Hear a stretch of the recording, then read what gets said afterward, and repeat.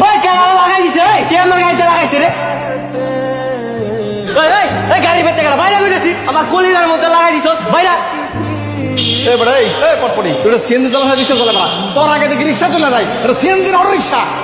তুই নিজে গাড়ি চালাইতে পারো? হ্যাঁ গাড়ি চালাইতে পারো সত্যি আমার কলিজার টুকরা সিএনজিতে লাগাই দিছ আমার কথা গারাম কিন্তু করে। ম্যাডাম আপনি রাস্কেল কোথাকার, তোর এত বড় সাহস তুই রাস্তার মধ্যে সাইড না দিয়ে আমার ড্রাইভারের সাথে তুই খারাপ ব্যবহার করছিস। ম্যাডাম আপনি ভিতরে যান, আমি বিষয়টা দেখতেছি। তুমি চুপ করো। এইসব ছোট লোক বদমাইশদের জন্য আজকাল রাস্তায় বের হয়ে কোনো শান্তি পাওয়া যায় না। 2 টাকা করে একটা সিএনজি চালিয়ে এমন একটা ভাব নিচ্ছে যেন সে এরোপ্লেন চালায়। ম্যাডাম আমি আসি তো, আপনি একটু ভিতরে যে বসেন, আমি বিষয়টা দেখতেছি। ভিতরে যান প্লিজ। কই যা? হ্যাঁ নিজের কি বাসল? হ্যাঁ সেলিব্রিটি হয়ে গেছিস ঢুকে চাইবো তাই করবি? ভদ্রলোকের মতো আমার জরিমানা দিয়ে আমার সিএনজিতে লাগাইছিস না, টাকা দিয়ে তারপরে যাবি। এই নে তোর 2 টাকা করে সিএনজির ক্ষতিপূরণ। তোমরা বলছিলাম সেলিব্রিটি, আর যত বড় সেলিব্রিটি হোক আমার সিএনজিতে লাগাই দিছে, মানে আমার কলিজার টুকরে আঘাত করছে, আমার অপমান করছে, আমার ছোট লোক কইছে। পরে আমি দেখে নিবো, তুমি কি করবা? আর আমি ওর প্রতিশোধ দিব। ওই যেই বাসায় ভাড়া থাকে ওই বাসায় আমি ভাড়া নিয়ে আমি ওই জায়গায় থাকবো, আর আমি ডেলি বিরক্ত করবো। আচ্ছা ঠিক আছে, কালকে সময় মতো চলে আসে। এখানে সিএনজি রেখেছি কে? তুই? ম্যাডাম আমাদের নতুন বাড়িতে আজকে ভাড়াটিয়া মানে তোকে কি ভাড়া দিয়েছে? কেন না মেয়েরা যে ভাড়া দিছে না নিপা ভাড়া দিবে। বাড়িটা কি মগের মুলুক নাকি যে যাকে খুশি তাকেই ভাড়া দেবে? আঙ্কেল আপনি নাকি এক সিএনজিকে বাসা ভাড়া দিয়েছেন? ছেলেটা মেধাবী স্বল্প উপকার তাই দিয়েছে। আপনাকে চেনেন? ওর মতো বেয়াদব ছেলে পৃথিবীতে আর একটাও নেই। আর আপনাকে সব পরোপকারী বলছেন। আঙ্কেল দেখুন, ওকে এক্ষুনি বাসা থেকে তাড়িয়ে দিন। মিস মুন্নি, বাড়িটা কিন্তু আমার। আমি কাকে রাখবো কাকে রাখবো না সেটা আমার ব্যাপার, তাই না?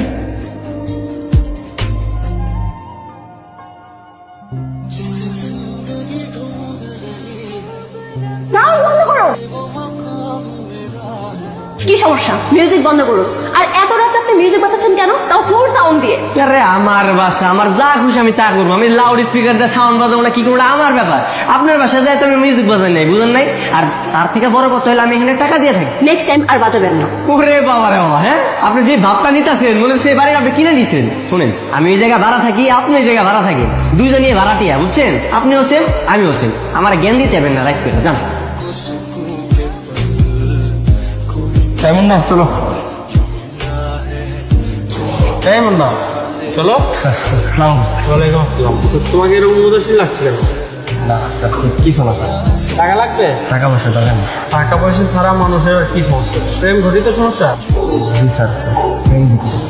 মুন্নি না, তুমি যেহেতু মেয়েটাকে ভালোই বাসো, তাহলে এই যে টম এন্ড জেরির মতো সম্পর্ক করে রাখছো। স্যার একটা ভালোবাসা যখন আরেকটা ভালোবাসার লাফি দেয় না, তখন ভালোবাসা তো। আরে মেয়ে, তাহলে তুমি ওই মেয়েটা ভালোই বাসো? না না স্যার, আমি ওটা ভালোবাসি। তুমি যেহেতু ওই মেয়েটাকে ভালোই বাসো, তাহলে এই যে টম এন্ড জেরির মতো ঝগড়া না করে ওটা পটানোর ট্রাই করো। আর শোনো, এরকম সিএনজি আসবে না, কিন্তু মুন্নি কিন্তু একজন।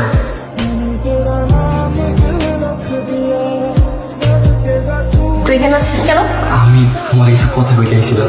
কি কথা বল? আসলে আমি না তোমার অনেক পছন্দ করি, এই কারণে যে আমার সিএনজি কলিজার টুকরা ওইটার পিছনে তোমার পোস্টার লাগাইছি। সামান্য একটা 2 টাকা দামের সিএনজি ওলা হয়ে তুই আমাকে প্রপোজ করতে আসছিস? না তোমার সাহস হয় কি করে? এগুলো তোমার কাছে একটা ফুলের পাত্রে দিতে পারে, কিন্তু এটা আমার কাছে ভালোবাসা। জানি পৃথিবীতে সবসময় 2 পক্ষ দিয়ে ভালোবাসা হয় না, এক পক্ষ থেকেও ভালোবাসা হয়। আর সেই এক পক্ষের ভালোবাসাটা না হয় আমি তোমারে দিলাম, আমি তোমার সবসময় এইভাবে ভালোবাসা দিলাম। তোমার প্রত্যেক দিন একটা করে গোলাপ ফুল আমি একদমই ফেমিকলে রাখার মতো তোমার পিছনে লেগে গেছি। বেয়াদব। এইভাবে হচ্ছে না, ওকে যেই করে হোক এত উচিত শিক্ষা দিতেই হবে। আচ্ছা তুমি কি হেল্প করবে? আমি তো আপনার হেল্প করার জন্য সবসময় প্রস্তুত। আচ্ছা আমরা যদি ওর সিএনজি সব নাট বল্টু রেঞ্জ দিয়ে খুলে ফেলি তাহলে কি হবে? কি আর হবে ম্যাডাম, সকালবেলা সুন্দর করে সিএনজি বের করে চলে যাবে, রাস্তার মাঝখানে দিয়ে ঠিক আছে, আমরা এটাই করবো।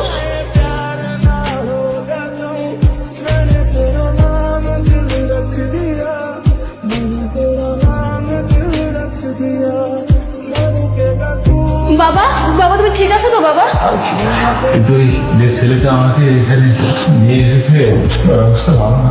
কি বলছো বাবা? ওর কি হয়েছে? অ্যাক্সিডেন্ট হয়েছে, খুবই খারাপ অবস্থা, মাথায় আঘাত পেয়েছে।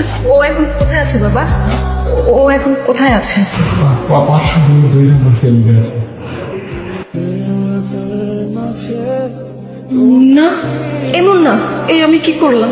আমার সামান্য একটা ভুলের জন্য আজকে এত বড় একটা অ্যাক্সিডেন্ট ঘটেছে। আমি নিজেকে কি করে ক্ষমা করব? এমন না মুন্না, তুমি ঠিক আছো তো মুন্না? আসলে আম সরি, আমি একদমই বুঝতে পারিনি আমার ছোট্ট একটা ভুলের জন্য এত বড় দুর্ঘটনা ঘটবে। আমি তোমার এত বড় ক্ষতি করতে চাইলাম, আর তুমি কিনা আমার বাবাকে বাঁচালে। তুমি আসলে অনেক বড় মনের একটা মানুষ। তুমি আমাকে প্লিজ ক্ষমা করে দাও। আসলে তোমার কোনো দোষ নেই, সব আমার কপালে লেগেছে। আসলে আসলে আমি ভুলে গিয়েছিলাম যে রাগ, অভিমান, এগো কখনো মানুষের জীবনে ভালো কিছু বয়ে আনতে পারে না।